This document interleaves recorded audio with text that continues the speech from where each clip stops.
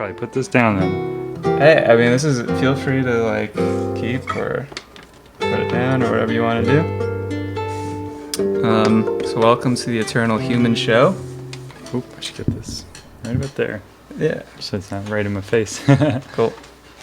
My name's Evan. I'm the host of this podcast, and this is the second episode. It's been a while since the first, but I plan to make this more regular. What is your friend's name here? It's Grumby. Grumby is, with a grr. Also decided to invite themselves on the show, which they're more than welcome. He or she? She is more than welcome. So anyway, the Eternal Human Show is the title, and the general theme of the show is loosely based around astrology, in the sense that like each guest is like a unique person. So we focus on a little bit of their astrology, and then just mostly talk about the ins and the outs of their passions and whatever direction the conversation goes from there. So, Tom, welcome to the show. Thank you. Welcome to the show. And one of the most exciting things that made me think of you as a guest was you've put out your first musical recording to share with the world. True enough. Well, Yeah. First good one. First good one. So we're going to link all that stuff on the bottom of the show. And what's the title? Between the Lines. Between the Lines, and it's jazz solo guitar. That's right? the hope. Nice. That's the hope. Yeah. So that's exciting. So we'll get into that. First, I brought Tom's chart here. You can get around the cat. Yeah. This is awesome. I love the cat. Pretty intent on being a part of this one. I wonder. So you're a Leo. Mm-hmm.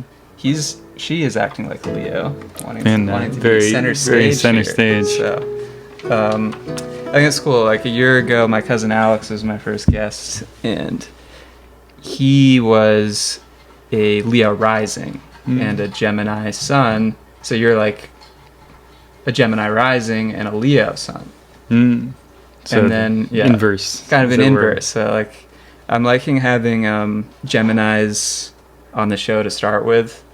Mostly because they generally are more off the cuff with their speaking, I find. A little less calculated, perhaps? Just like they're good communicators. Okay. Yeah. Okay. And maybe less calculated. Sure, I can be sure. calculated.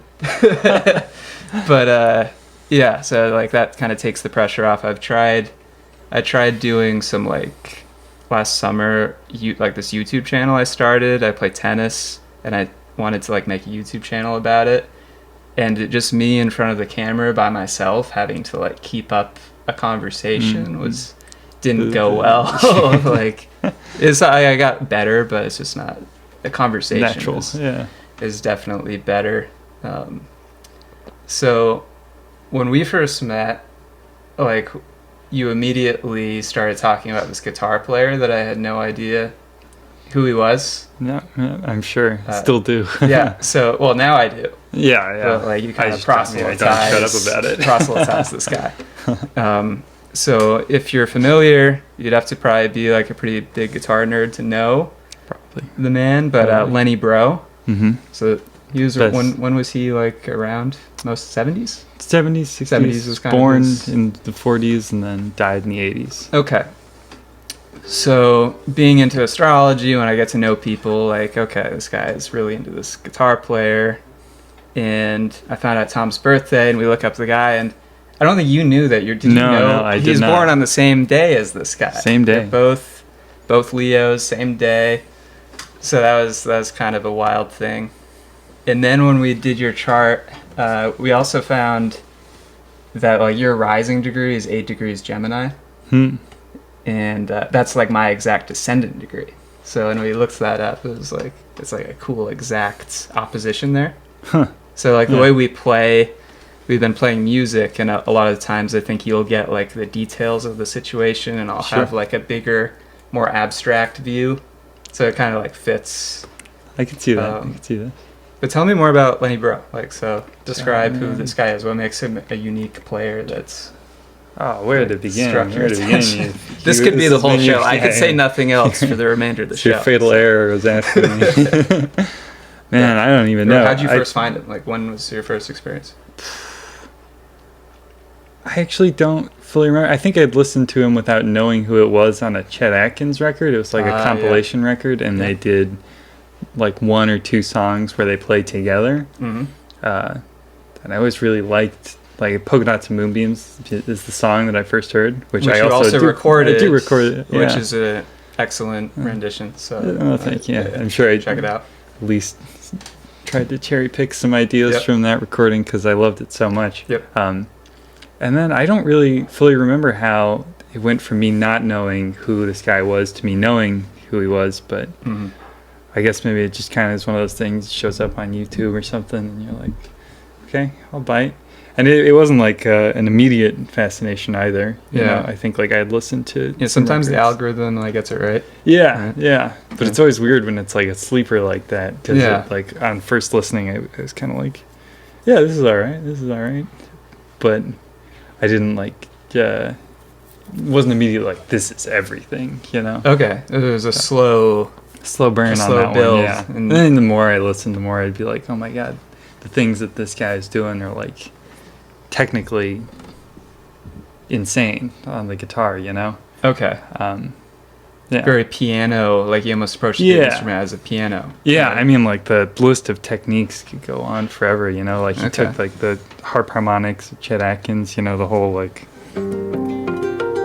that whole business, and he just like took it to a whole other level by doing these like huge runs and like playing like whole chord progressions. Yeah, I love that stuff. With those, it's like a harp. It's like a harp. It's like a harp, and it just extends the range of like the instrument, so that like you could play these chords with a harmonic as the bottom note, and it becomes almost like a piano voicing because that low note is an octave higher, and to play that cluster of notes without playing it as a harmonic is like a real fingerful.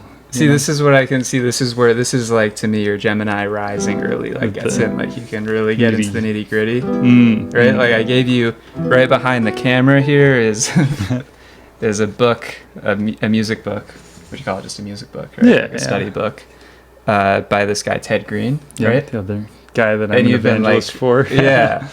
So like I owned one of these, and it was just way too detailed for me and my lack of discipline to like really get into all this music theory. So I gave it to this guy, and like what, a year and a half, 2 years later or whatever. Yeah, it's like all you're like he's gone through that. You're like through the second or third edition, like page by page. Yeah. So yeah, I respect that attention to detail. It's amazing. I've seen the progress too. Oh, thank you. Like going into like Baroque styles now. Like that's cool. And it's also working for my songs because they're like our live performance, which we're still kind of like building. It's like working. It's working and like adding to the songs. So it's fitting, I think. Well, I owe it all to you giving me that book. Yeah, it's mutual. I have my own incentive soon. There you go. There you go. Paid off. And I don't know if is the mic cool? I just don't want you cool. like completely blocked in the camera. Yeah, maybe. Going back to like when we first started working together, so it's like, oh wow, like this astrology, synchronicity kind of thing. You're born on the same day as this guy, and then I don't know if my cousin Tom happens to watch this. Actually knew Lenny Bro because he's a Nashville like jazz guy who lived there, so he actually knew the guy. So we had that. It's true. Connection. John Knowles too, eh? And John Knowles, yeah, that whole Chet Atkins scene was just like my cousin Tom was in that circle back in the day, so it was a cool connection. Yeah. It's kind of crazy how it all fits together like that sometimes, you know? Yeah.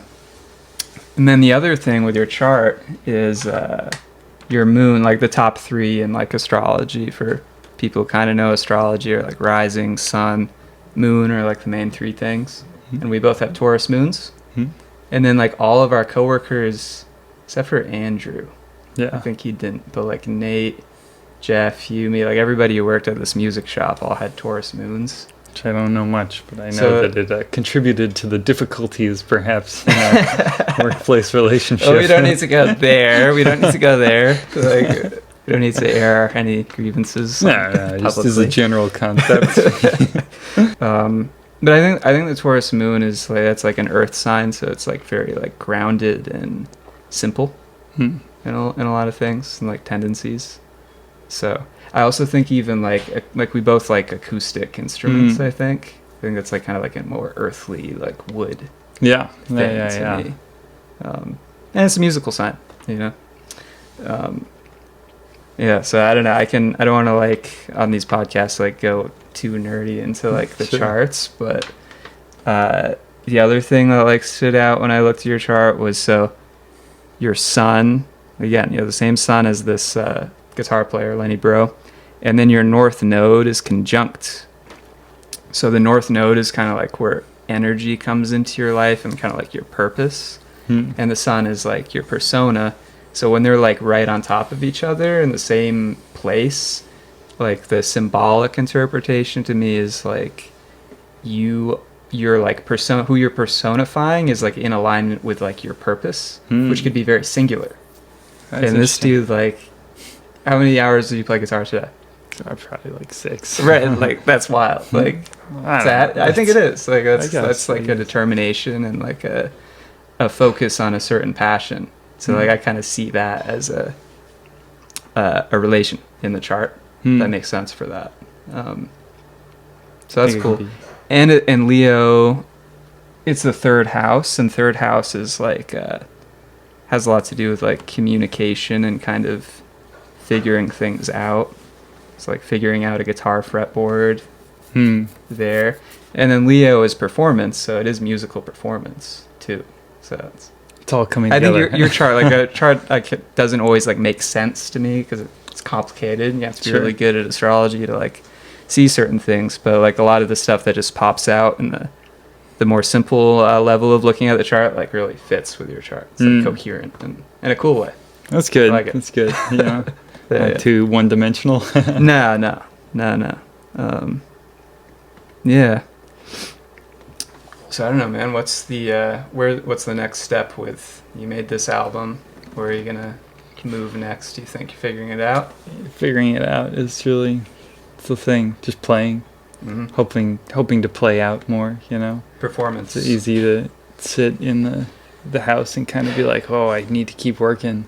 You know, so perhaps overcoming that is going to be my biggest obstacle because it's easy to feel like you're never ready. Yeah, performance definitely brings out like, and not even just performance, but sharing like something you might be creatively working on, whatever it is, with another person. Yeah. Like versus just it's all like an internal thing. Like it totally changes your perspective. Like if I've worked on writing a song and nobody else has heard it, as soon as I do like a recording on my phone and play it for somebody else and like watch them listen to it, all of a sudden I'm hearing it's funny. I'm hearing like, the song you totally listen different. to it through someone else's ears. Exactly. You know what I mean? Yeah. Yeah. And it's always good because I find that after like a performance, you know, like I'll be sitting at home practicing and I'm like, yeah, when I go up and play these songs, I'm gonna knock the socks off these people, you know. Right. But then you get up there and you play the first couple notes and you can hear it through like a crowd's ears and you're like, oh man, I need to go home and practice more. Well, the inner critic. I mean, but that's like performing. Like you get. But I think you do get like a bit more of an objective sense of like what you sound like because you're evaluating it through a lens that's not exclusively your own. Because I think it's easy to want to please yourself. Sometimes, however, I could give a counter example. Our first gig, the first gig we played That's very together, true. That's very which is true. like the biggest show either of us have ever played. It was like the first one we did together, and we're still just getting started. But to name drop, we played an opening show for Guster, which they're a pretty notable act, and the monitors and like the size of the stage were just funky because we're used to playing smaller places generally, and like I think we felt like we performed well, but we couldn't really hear what the audience was hearing, or we weren't sure if like what we were hearing with the monitors was the same as what the audience was, and we got really good feedback afterward. Yeah. But in the moment, it's like I hope this sounds good. I don't know what they're hearing. Like they're True. further away. It's a bigger stage, and Well, it is a funny thing, you know, because it's not like we're One Direction or something. People are going to come up to us screaming and being like, "Oh my God, that was awesome!" as you're performing. not yet. You know, not yet. Not yet. But you know, I can see that factors into like the mental perception that it might be worse than you thought it was. You know what I mean? Right. Just because there's not an immediate crowd reaction. Yeah. And that's how most of the music that I play is received too. And so I think it's, to your point, easy to get in your head and be like, oh man, it's not Sure, if perfect, it's like a but- more mellow solo kind of thing. Yeah. So yeah, you're and- definitely a more mellow act in that particular Yeah, circumstance absolutely. than Guster. Yes, for sure. Yeah, they had quite a display of instruments and Lights. and lights. works. It was fun though. Yeah, so that was a cool first experience, and then it was also funny, not to get too into the topic, but that like a lot of our banter, since we're in Vermont here, we'd banter, and Noah Kahn would come up fairly frequently. Oh man. And like we just kind of like, all right, this guy just blew up and he's from where we live and everything. We're musicians doing something kind of similar in the same ballpark. Not quite as pop, but that same night he was playing in like 2 towns over from where we were playing, and Guster had opened for him the night before. Sure. So like he just comes up a lot, so that was a fun synchronicity. But hopefully we will have many more opportunities and Yeah. shows Yeah. Seriously. where we're not even the opening act. That's Yeah. the goal main eventually. act. The main Why act. not? Yeah, why not? So that's kind of next on tap. For I think both of us kind of seeing maybe just more performance, right? And and collaboration, like- because yeah, I think yeah. both of us, like as a songwriter, I've definitely spent a lot of time just in the bedroom writing songs in a very self-contained way versus collaborating so much. Yeah. Yeah. So I I've think that's- been similar. I think Yeah. It's been mostly solo performance since Right. I started performing, you know, and so Yeah, same. trying to communicate with other people is kind of the Yeah, next. it's a learning curve. It's a learning Yeah, curve yeah, for yeah. sure. Yeah. Yeah. Yeah. It's nice when you're playing alone because you can get away with a bit more, you know?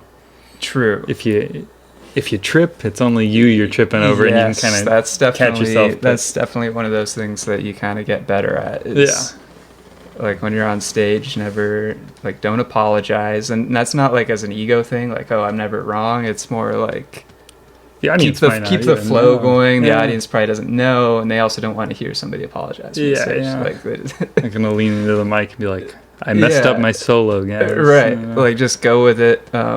Almost double down on it. you Yeah, know? yeah, Yeah. I think it's true. Yeah. But it is a frightening thing playing with other people because the mistakes, if they do happen, I mean, you can Sure. keep rolling, and I think it's all Yeah. good. But there can be that like Scooby-Doo pile-up effect where like one person stops at the end of a hall and everyone comes crashing into them. You know what I mean? Sure. But I think the more you get used to playing with people, you kind of intuitively can communicate in that way. Yeah, and It's you can like a also different catch skill. yourself more. That's what I've been Yeah. noticing since I started playing with people more. It's like Mhm. if I make a mistake, I know, like in my head, I'm like, okay, Yeah. I recognize where I just made that error, and now I can fix it. And you have to kind of just get better at listening. Yeah, Right. exactly. Yeah. Yeah. Like knowing your part, and like, and when you don't have to fill all the space, you kind of can make more of an effort to like really make use of the space that you do have. Like, what is the best addition here? Versus, I appreciate that, like, not having, compared to like playing solo, not having to fill every single space and not having to constantly be the center of attention. Yeah, it's true. Yeah. It's true. If there's like, it's just nice to be able to have other things calling people, Mm-hmm. drawing their attention away from just you. Yeah. So I think, I don't know, both of us seem to have kind of more old school tastes. I think that might be part of like the to me, from an astrological point, that's like a Taurus moon thing. You even have like a moon Saturn thing here I'm seeing. Saturn can be traditional. Like, you think we both have like I don't know, more of a Yonder Days. Yeah, I definitely attitude. have a little bit of that, you know. Yeah, I think we both had that thing where, like, as a little kid, you're already like a crotchety old person. Yeah, like, I've definitely been told to an that. extent. Yeah. No, but it also impacts like music taste and things like that. Right. Yeah. Yeah, that makes sense. Like, I think most of what you've played and like spent a lot of time on is jazz, but also But like traditional jazz, too, Traditional you know, jazz, not yeah, like yeah. like Pat Metheny stuff, Mhm. which is great, but it's like super modern and it just doesn't do it for me, I guess. You know. Okay, interesting. Yeah, I like Pat Metheny, but I see what you mean. It's a bit. How would you differentiate what he does? To be perfectly honest, I'm no expert on Pat Metheny. Yeah. But I feel like I mean, the whole song structure and stuff can be pretty different, you know? But I think what I like particularly about like old jazz or like older jazz is like there's a very strong like melodic focus. Yeah, Which I think can be missing from some modern stuff. You know, you get that makes sense to me. sense where you're kind of like, what the hell's happening in this song? You know? Yeah, It's not that it's not good. I like some modern jazz stuff, but it just doesn't do it as much because I don't know. I just think a strong focus on like melody and having it be something that you can like hum or whistle, even if it is like jazz lines. Definitely, I as think a there's different categories. songwriter You know? focuses on lyrics, like the Yeah. melody is very important. Yeah, and I think yeah. like with a lot of older guys on the guitar, you can like almost hear them like singing through their instrument.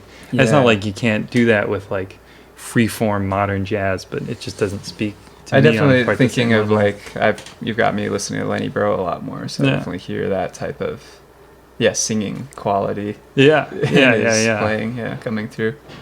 Yeah, interesting. I think there's also been like a big shift towards like it being all about like playing crazy like impressive lines and like who can play really fast like type shit, you know? Right. And I think what I like particularly about Lenny Breau is that a lot of times like the improvisation is like chordal and it happens like it happens so like it's hard to notice when he does it almost because it's like singing, you know. He's not like just playing lines all the time. It's like he's coming up with these melodies over the chords that he's playing that sound like they could be totally different songs. Do you have an example? Not memorized, Okay. but Yeah, I want to put you and on I the spot. probably couldn't come up with it. It would be Lenny like Breau is crazy to come up. He usually plays something with like that. 7-string too, right? Oh, later in like- his life. Oh, it was later. Yeah, He developed that. yeah. But he was the only one, you know. We got one right here, 7 strings. Yeah, with the high A 6 instead of a strings low are B. complicated enough for me. But that is cool. Yeah, More space to work with. Yeah, I mean it's neat, especially since most people choose to have a lower note to go for a high A string instead of a low B. Is like pretty neat. Yeah. Yeah, so I can just reiterate like all day just the psychological / astrological, now like the details like that you like pick up on. Like I'm it's definitely like that's a Gemini skill, and I think having like you having the ascendant on Gemini and me in Sagittarius, they're like opposite. Sagittarius is very like big picture philosophy, vision. Don't like Sagittarius people are often like bullshitters, but then like when you call them out, like, okay, like give me the details for your argument, that can kind of like fall apart, or like you'll have the details. You'll have them ready. Like theoretically. I mean, it's in all practice, these are big concepts. To, sure. Blanket statements, or I should say. But yeah, that's cool. So especially when you're talking about guitar, I see that. Yeah, I could go on for hours, and I do. Yeah, you know, and you do pretty much like a guy on the subway. You know, just like sees someone who might be willing to listen, and I'm like, can I tell this you is about perfect. all This is the perfect opportunity right here. Captive audience, theoretically. Yeah, I mean it's completely voluntary. Hopefully, people like it. The whole idea is to be very like broad based with the podcast, like moving forward. Like just have like a loose astrological concept that we can reference. Just be like, this person, everybody's unique, everybody has a unique chart, unique interests. Have that, like, without going too into the weeds with it. And then just like talk about what they like to talk about and what they're interested in and all that.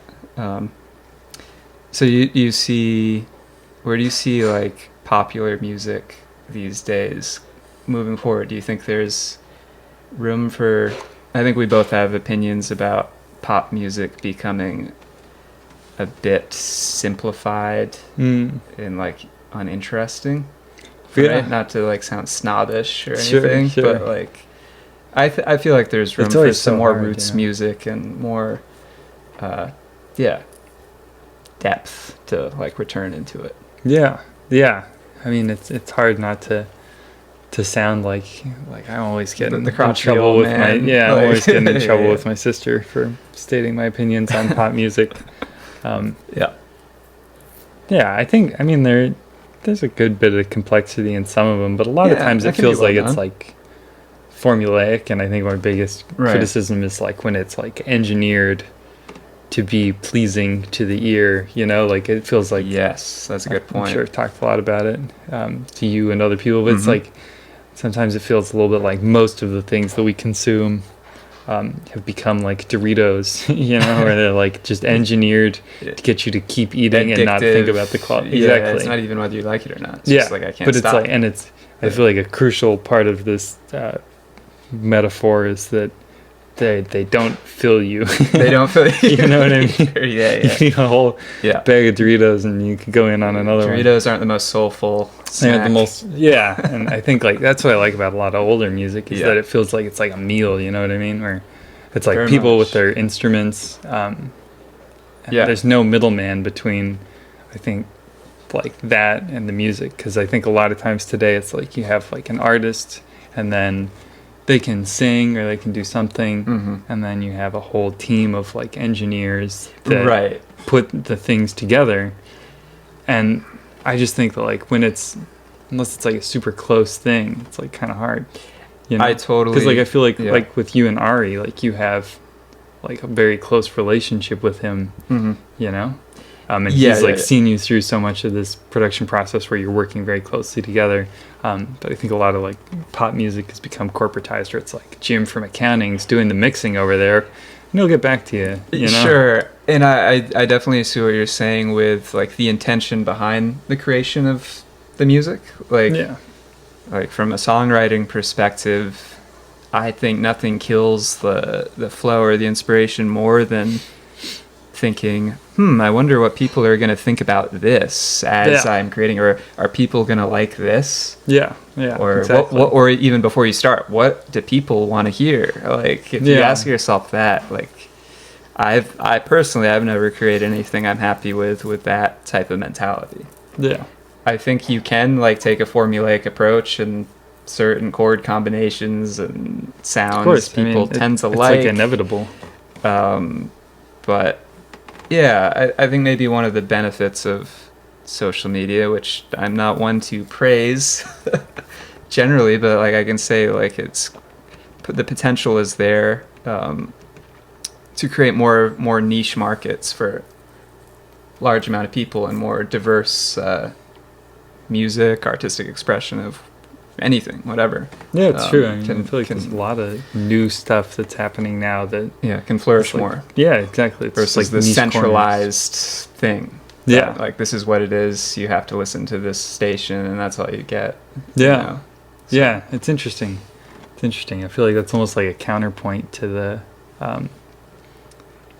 argument that pop is becoming more like basic, just because so many people can pick like different interesting things, and a lot of people do. I don't know. It's like our culture thing, as a whole is becoming less centralized. Right. Theoretically. I mean, it's still a lot of things happen on platforms that are owned by a small number of people.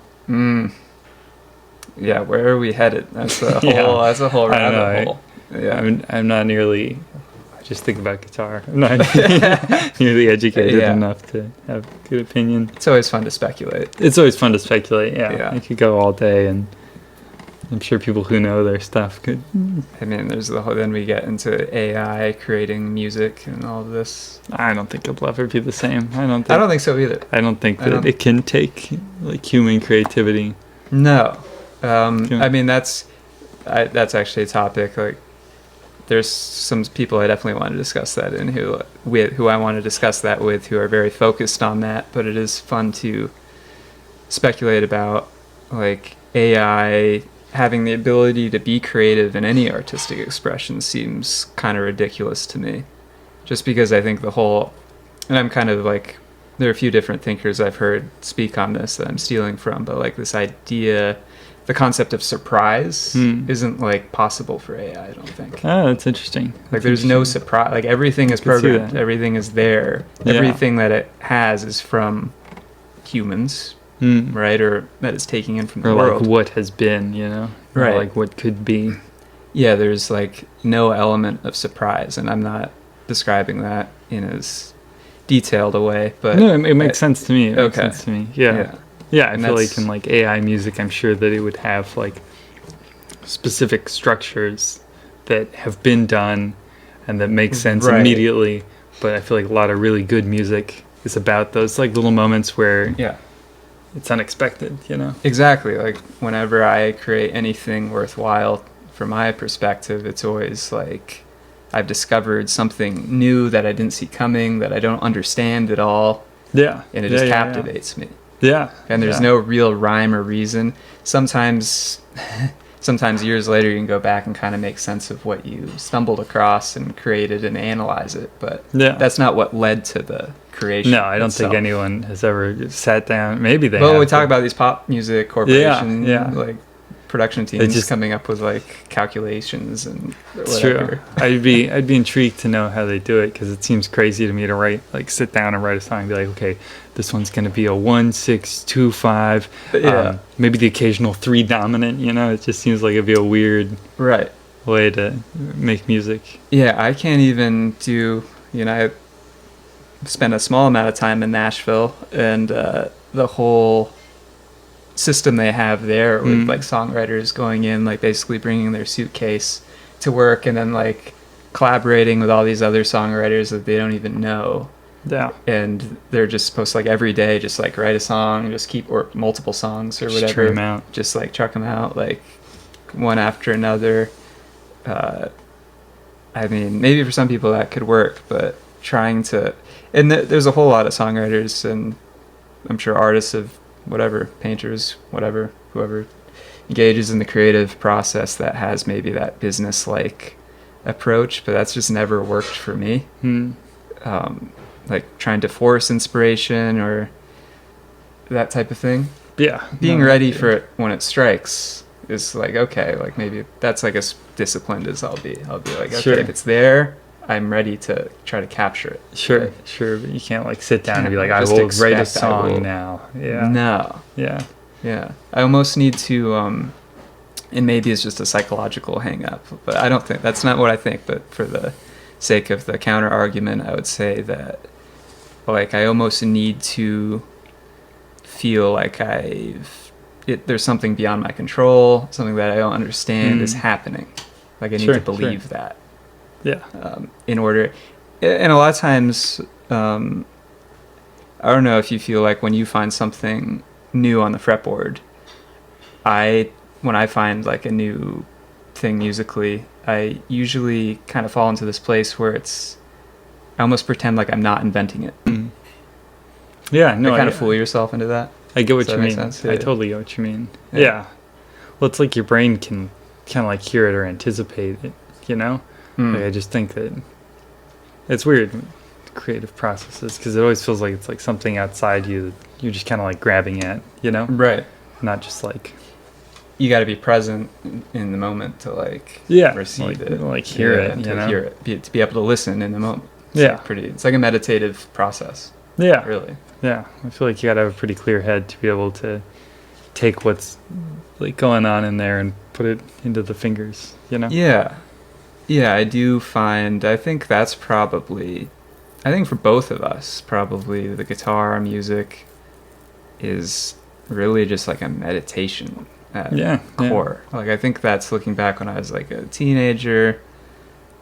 I would just like sit for hours writing or just playing, and it was like a meditation, basically. So I had a Buddhist friend of mine ask me, like, what exactly is the deal with music? And it's like basically meditation, but it's like A little more it's active. like something to like preoccupy. It's more of like a kind of distracts your mind or gets it out of the way. Yeah, I definitely agree with that. Yeah, I feel like that's why I can do it for so long. You know, it puts my right. mind at and ease. time kind of like goes. That's a similarity. Like you could play for hours, and I've gotten better at this, but I would forget to eat and do basic things, and it'd be like, oh, that was 3 or 4 hours, and you look and I thought it was like a half hour. Yeah. Sometimes that happens to me almost every day. Yeah. So yeah, I think that's kind of like the heart of what definitely drives me to. I like things that get me in a meditative state. Not so much meditation, even though I have gotten more into that. Like it's definitely useful, but I need some type of like active thing that I'm doing. Like I play tennis, I play music, sometimes hiking, like other things that can get you in the present moment. Yeah, get you there. Yeah. So I don't know. Let's see, how far are we into this? Yeah, almost 40 minutes. Wow, that's pretty good. Anything off of like the record, maybe? I mean, you played those songs like a million times. You'd think I'd have them memorized, but I don't, you know? Yeah. I play something off future records, assuming that it's being picked up here. Yeah.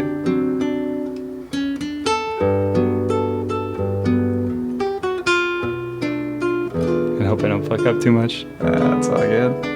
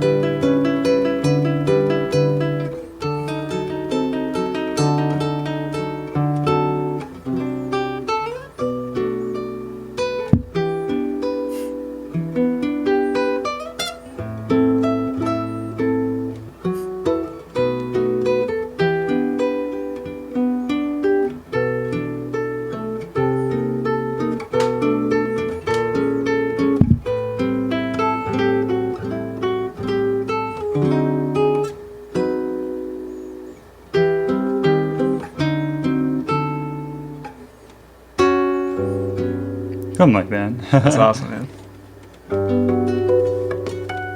Not complete until you do it. That's so good. Thanks. Yeah, this is a good ending point. Thanks for coming on. Appreciate being my second guest. Kind of like my first re-startup guest, since it's been like a year since the last one. This is essentially the first podcast in a lot of ways. It's an honor. Thanks for bearing with us, figuring out how to, do a podcast conversation that flows well. I think we did a good job. I think it was pretty good. Yeah. Getting used to the whole thing, but we will continue. Anyway, Tom Robertson. I will leave like links so people can find your music attached to wherever you're listening to this. I'll figure all of that out somehow. So thanks for listening to the Eternal Human Show. I'm Evan Alsop. I'll also leave stuff so you can check out my music and follow us both along.